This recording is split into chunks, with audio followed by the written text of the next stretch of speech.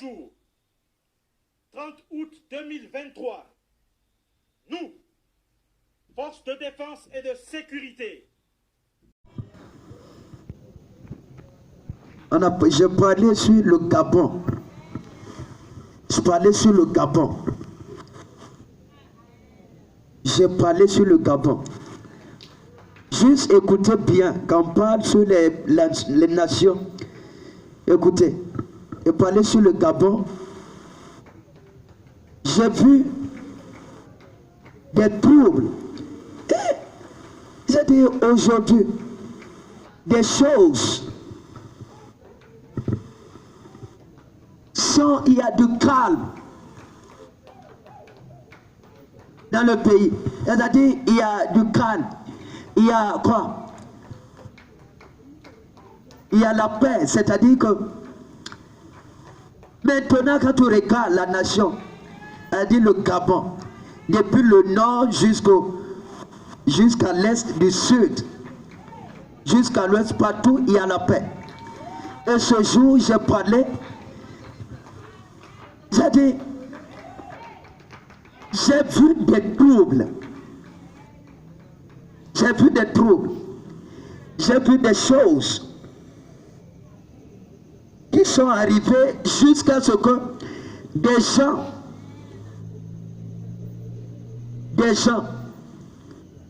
ont commencé par quitter cette nation et à fuir pour aller dans d'autres. J'ai dit ça. C'était le 17 mars. Oui. Le 17 mars. Le 17 mars 2022, cette année. J'ai parlé que le Gabon, maintenant en ce temps, calme. Mais il y a des jours, des jours, des mois, des années qui viennent. Il y aura des troubles. Les gens vont commencer par fuir. Parce que quand il me montrait, il m'a montré la frontière est du pays, la frontière est, la frontière, sinon les pays qui sont à côté. J'ai vu des gens en train de fuir en masse. Des gens sont quittés, ils fuyaient, quittaient le Gabon et ils fuyaient. Mais autour de la politique, c'est ça que j'ai parlé depuis le 17 mars là. Des bouleversements, des choses qui vont arriver au point où ce pays sera secoué. Les gens vont commencer par fuir comme des poussières. J'ai dit la raison. Parce que certains veulent se coucher avec leur chaise. Si tu es fatigué, tu veux te coucher. On se lève de la chaise et on se couche. C'est pas ça? Personne ne se couche avec sa chaise. Même si tu es roi, tu veux te reposer, tu te lèves. C'est pas ça? Oui. Écoute-moi. Des choses ont commencé pour avertir cette nation, ce roi de la terre, pour avertir.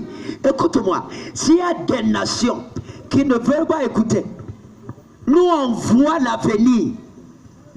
Ouais. On voit l'avenir. On voit des choses qui viennent. C'est pas nous. C'est nous avec le Saint-Esprit en nous. Comme Jésus l'a dit, il voit l'avenir.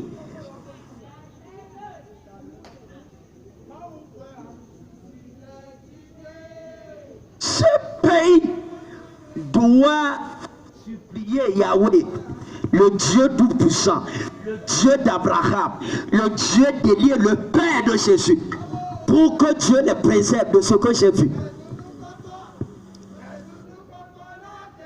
Oui. Ce pays doit supplier l'Éternel. Écoute-moi. Il dit le péché des Amoréens n'est pas encore au comble. Le jour c'est au comble. Je vais agir.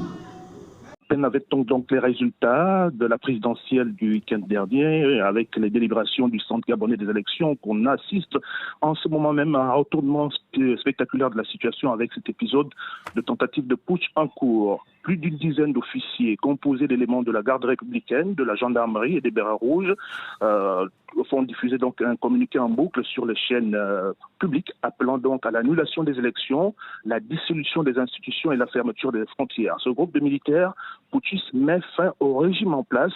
Le CNTRI, le Comité pour la transition et la restauration des institutions, justifie son coup de force par une gouvernance irresponsable, imprévisible et continue, laquelle, selon le CNTRI, ne cesse de dégrader la cohésion sociale.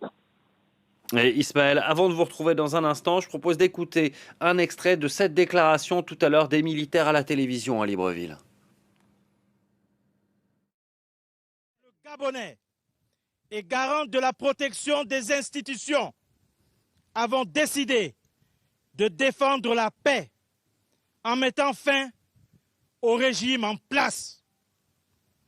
À cet effet, les élections générales du 26 août 2023 ainsi que les résultats tronqués sont annulés. Les frontières sont fermées jusqu'à nouvel ordre. Toutes les institutions de la République sont dissoutes.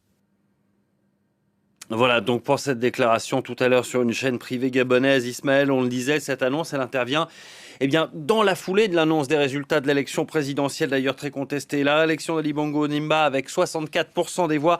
Quelle est la situation à Libreville ce matin ? Oui, alors qu'il est difficile d'avoir une idée nette de la situation globale à Libreville et peut-être aussi à l'intérieur du pays, mais ce qu'on sait, des premières alertes que nous avons reçues sitôt après l'annonce des résultats, ce sont des alertes qui font état des tirs à l'arme lourde automatique au centre-ville, des informations encore difficiles à vérifier alors que Libreville se réveille à peine, qu'aucun indicateur ne laissait présager ce qui se passe en ce moment avant donc la publication de ces résultats. Ouais, Ismaël, difficile d'avoir des informations, d'autant qu'Internet notamment est coupé depuis l'élection présidentielle. C'est toujours le cas dans le pays ? Oui, c'est toujours le cas. Internet est coupé. Les médias étrangers, France 24, RFI et TV5 Monde restent coupés. Les autorités sortantes justifiaient cette décision par le risque de propagation de fausses nouvelles. Merci beaucoup pour ces informations, Ismaël Obiangze, notre correspondant à Libreville. On vous retrouvera probablement dans le courant de la matinée pour faire le point sur cette situation complexe, confuse.